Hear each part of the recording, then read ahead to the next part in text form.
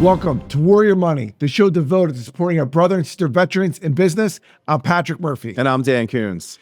Today's guest is U.S. Army veteran of the elite 3rd Battalion, 75th Ranger Regiment, who's now a respected financial advisor dedicated to veteran outreach through the Three Rangers Foundation. Please welcome Marcus Hall. Thank you very much, Patrick. It's a privilege to be on the show with you this afternoon. Yeah. All right, brother. So listen, we start off every episode with the bluff. So bottom line up front. So what's the one piece of advice that you would give the transitioning warriors who are leaving military service? I think the biggest advice that I would give, Patrick, would be to tell those warriors who are separating from service that do not discount the leadership knowledge that you've learned in your time in service. That is a huge benefit. It's very hard to articulate that. You have to do something that you are probably not used to, is you have to become your best advocate, right? You have to figure out how to put it into a position where the civilian world can understand that you have leadership that you've gained, even if it's only in a short 4-year enlistment like I did. I was able to really learn a lot and apply that to my day-to-day life and still use a lot of those principles today. Yeah, no doubt about it. Listen, it's hard because you're ingrained year after year. You know, all three of us are Army veterans.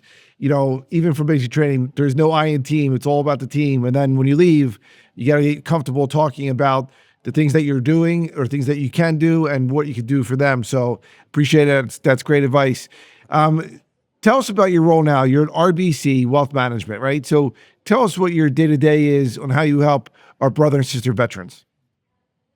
Yeah, so I had the privilege of having one of the best jobs in the world, I think. I become a position of leadership within the family. Some would say you call me the family consigliere, and they family really relies on bringing me into various discussions, not just financial ones, but, what are we going to do about buying a house for our kids when they go to college, or what's the best way that we can help our kids out when they're going to buy their first home. And it's just really an honor to be in that position. I have clients that my father was a financial advisor for 38 years. They started with him, and now the great grandparents have died, and I'm working with their great grandchildren. So I got 5 generations of clients that either my father or myself have been servicing, and that's a credit to our planning process and the way that we put the client first. That's awesome. Yeah, that's really impressive. But like, if we go back in time, you're an Army Ranger, you're in the 75th Ranger, and then it looks like your career path was like, I want to take care of people. I want to be a health person that takes care of people physically. Can you talk a little bit about your transition out of the military and into both education and what you originally did when you first left service? Yeah, it was really great, coming out of the military after 4 years. We had jumped into Panama about a year earlier, and actually had gone to combat, gone to the show. And so I was ready to get out, really just wanted to go to move back home and go to college. And I was cross-trained as a medic in my time at the regiment, and I thought, man, that'd be really good to do medicine, and maybe I can become a police officer one day and do tactical medicine like I was doing with the regiment.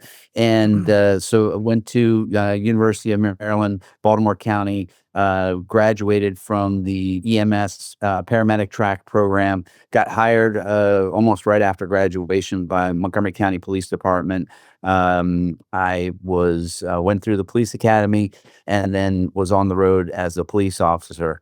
And so I was also doing volunteer work with Montgomery County Department of Fire and Rescue Services, Station 3 in Rockville. And we were busy with all sorts of, civilian emergencies and that sort of stuff.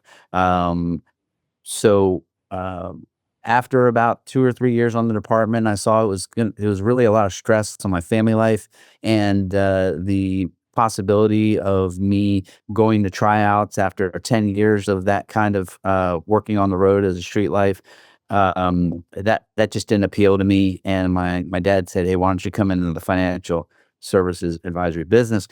It was a great fit. I was already talking to police officers on my shift, and other shifts and other stations. They were asking me to review their deferred compensation plan and help them to give them ideas.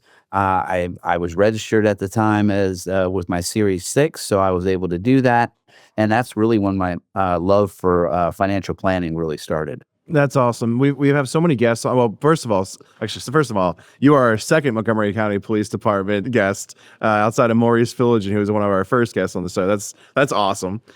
Secondly, though, it's really cool when you talk about your journey, how you saw transitions based on things that you were passionate about.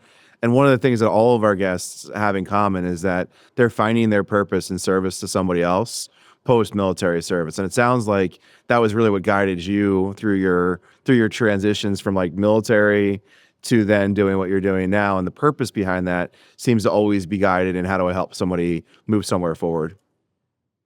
Others before self is what we were taught, and it just carried through in everything. And so, to serve as a volunteer firefighter, volunteer paramedic, as a police officer, serving my county, it just was a natural fit. And now, serving people by helping them with their finances and being an integral part in the rest of their lives of financial planning. It's really a privilege. That's great. Yeah, it doesn't get any more personal when you're talking about people's, obviously, their bank accounts and what they want to give to their kids as far as estate planning. So let's dive into that if you don't mind, Marcus. Let's talk about the blended retirement system. Obviously just came online with the military. Tell us about what that is and what people should know about it. Yeah, over the past, I don't know, 20 years or so, that I've been doing financial planning, I've gone back to teach classes at the 75th Range Regiment, at Montgomery County Police Department, at a couple of fire departments around here. And through that course, back in 2017, one of my clients let me know, hey, they got this new blended retirement system. They were just calling it BRS. They got this new BRS stuff coming around, and it'd be really great if you could come down here and talk to the guys about it. I ended up finding out that there was a certification course online that was available for financial advisors or anybody who wanted to take this DoD approved course. And I took that course, and it was very informational. I got a little certificate with it, and I had a better understanding of this new plan. And the idea here is, many years ago, we saw a transition in the civilian world where, 60 years ago, probably 60% of the businesses out there provided a pension or a defined benefit plan for their employees. And I think nowadays the number is less than 20%. And what has happened is over those 60 years, we've seen a transition of the responsibility for retirement to be shifted away from solely the employer to be combined with the employer and the employee. And that's essentially what the government did back in 2017 or 2018 when they rolled out the BRS plan. So they take your defined benefit plan, and they change it to a combination of a defined benefit and a defined contribution plan. And what that means is a defined benefit plan says we're going to put X amount away for you, and when you retire after 20 years, you're going to get amount Y. When you have a defined contribution plan, they say we're going to also add on to that an investment portion where we're going to match what you are putting into the investment account, which is the thrift savings plan. And we're going to go ahead and use both of those things to be able to provide you with a more beneficial benefit than what you originally have with just the defined benefit plan. And so it's a partnership. You have the defined benefit that you're going to get on this side, and the defined contribution, which form together to be able to give you a plan that provides you monthly income, and it also provides you assets that you can use and access when you want to. Yeah, we tell people let your money work for you. So and how the eighth wonder of the world is compound interest. let's go real quick. I know we only have about 90 more seconds before we take a break, but let's talk about the thrift savings plan. What is that, and what should people know about it when they're in the military?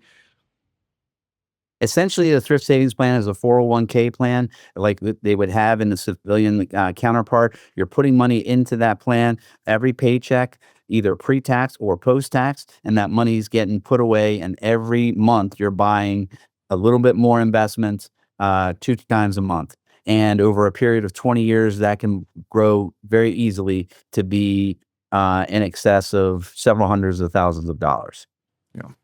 Yeah, and we tell people, like, listen, the number one reason, unfortunately, when people fall through the cracks, or in the worst case scenario, take their own lives, it is really that financial stress on them and their family. And that's why thinking about it ahead of time before you need it is incredibly important. So listen, we're going to stop here. We're going to go on a quick break. Marcus, we'll be right back with you. Does that sound good? Sounds good. Thank you. All right, brother. Rangers lead the way. We'll be right back.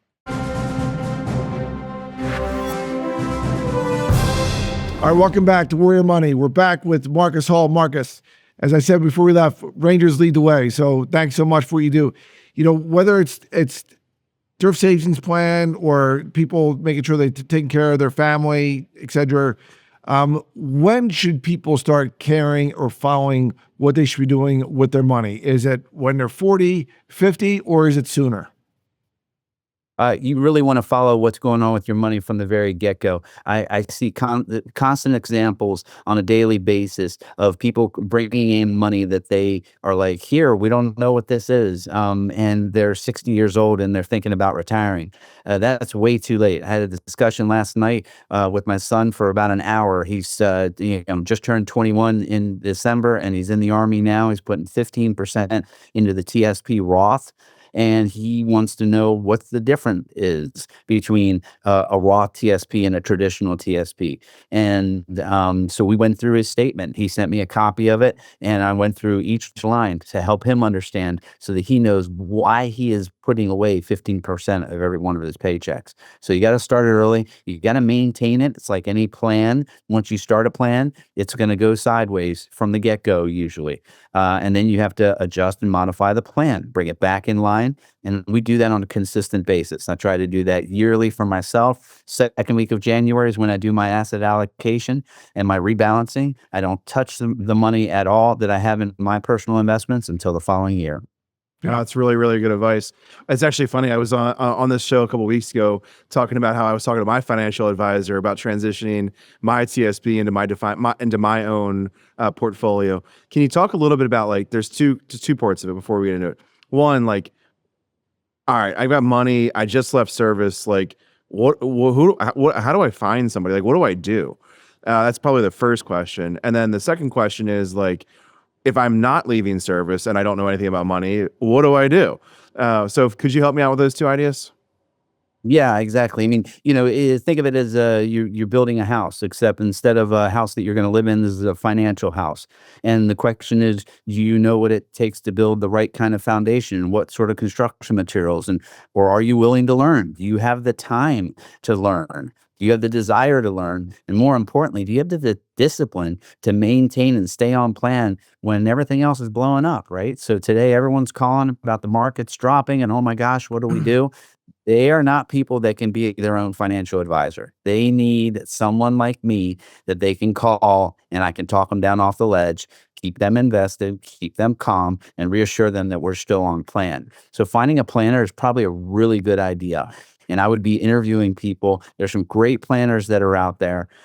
Talk to at least two and then see which one is the better fit. At the end of the day, we all financial planners, we can all provide essentially the same kind of investment, but it's the service that you're going to get. And what does that look like?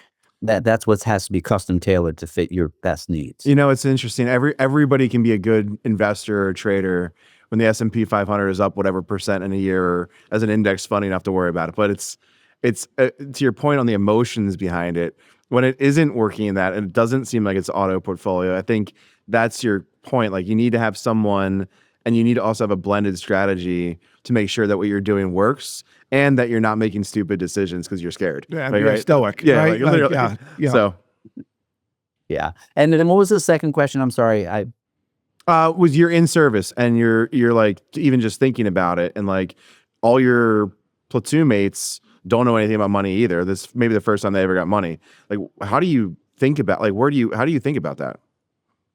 Besides Yeah, Yahoo Finance, Warrior Money. un un unfortunately, it isn't a one-stop shop or a quick answer to that question. At the 75th Ranger Regiment, we've instituted something called a Ranger for Life program, which gets these active duty soldiers thinking about this 18 months out. And we have counselors that Three Rangers Foundation has hired and pays for them to be there 24/7, available to the soldiers to map out a plan. Now, if you didn't have that, I guess what I would do is basically try to ask around. A lot of times, the officers, who are typically, college graduates and are probably have their already own investments, that might be a good place to start and say, "Hey, who do you talk to? What do you do to manage your finances?" Yeah. Yeah, it's good advice. Yeah, and first of all, I appreciate you mentioning your son Nico's in the Army. I know you have a stepdaughters at JSOC and Riley. Let's talk about your family though in the military. Even though you served, you got out, you went to the University of Maryland, but you are the chairman of the Three Rangers Foundation. Can you walk us through what that is and why you're so passionate about it? Yeah, Three Rangers Foundation was something that was started by Mogadishu veteran John Collette, and his idea was to form a for-profit company that was going to make whiskey, and then that profit was going to go to help stand up a nonprofit called Three Rangers Foundation, and somehow that foundation was going to help Rangers. And then I got asked to join the organization a little about 10 and a half years ago to come on board as the finance director, take care of the books and the treasury and the money. And from there, it's morphed and grown amazingly. And we've had significantly beneficial partnerships with Wounded Warrior Project, Gold Star Peak Foundation, and other nonprofits that are out there focused on the 75th Ranger Regiment. And it's really been transformative to see the impact that you can have on somebody else's life by taking on a trip to Alaska to climb Gold Star Peak, or the way we, help day to day with our network of veterans, mentors, just like myself, who had transitioned well and are successful in our respective careers. There's 1,400 of us on standby to link up with these young Rangers in the Ranger for Life program and be able to give them best advice on things to do and best practices and things to avoid. We often talk about how this network, this military veteran and affiliated network, is your best source for jobs. It's your best source for referrals. It's your best source for network.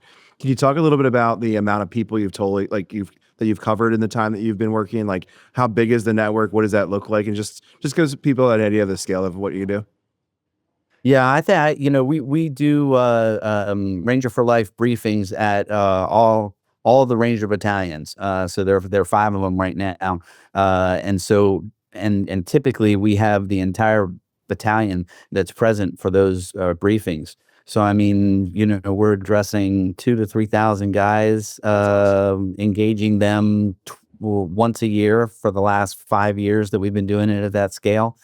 So it's a big population that at least hears the message. They don't all have to take advantage of it. Some of them have great transition plans on their own. My transition was really great because I had a super supportive father and mother and family who was able to say, "Hey, well, look, we're going to give you the tools that you need." And I ended up coming into the family business, but most people don't have that luxury to do that. And relying on your tribe has been said many times in the past, and that's what we're doing. Yeah, it's cool. You just got to give people the tools, and what they do with it is up to them. But at least know that the tools are available. All right, we're gonna jump right into Warrior Q&A right now. That's my three favorite questions. My favorite question is, what's money advice that you know now that you wish you knew when you were younger? Systematic investing. To take a chunk of money and put it away and forget about it, whether it's in the S&P 500 or into your checking or savings account, or if it's into a Bitcoin account. Like, it doesn't matter, right? Consistently saving into something is going to put you in a better position later down the road. And what's the biggest mistake that you do see people make with money? The biggest mistake that I see is people putting it off. People putting off the systematic contributions. That you're burning the most valuable resource, which is time. Yeah. You come to see me and want me to do financial planning for you to help you to retire, and you're starting this discussion at age 45. There's not a whole lot I can do for that. Yeah. And then what has been the most unexpected part of your journey? I think the most unexpected part of my journey has been the impact that I have on people's lives, whether it's a ranger that I'm mentoring through Three Rangers Foundation, or whether it's a client. I constantly am sort of blown away when someone says to me, "Wow, we did this because you advised us to, and you were exactly right on." And Yeah, that's that's great. just, I thank God every night for the knowledge that he puts into my brain to be able to pass on to others. I love that. Thank you. Yeah, well, you have that servant's heart that the Bible talks about, Marcus. So thank you so much. You served in uniform as a ranger, as a medic, as a police officer, and you continue to serve in your role in the private sector with the Three Rangers Foundation. Marcus, appreciate you, appreciate your leadership. Keep crushing it down in Maryland and beyond, and we hope to see you soon. Thanks for joining us on Warrior Money. Thank you very much. Been a privilege. All right, so listen, that's our show. So listen, subscribe, and review Warrior Money wherever you get your podcast or on Yahoo Finance. I'm Patrick Murphy. And I'm Dan Coons. We'll see you again next week.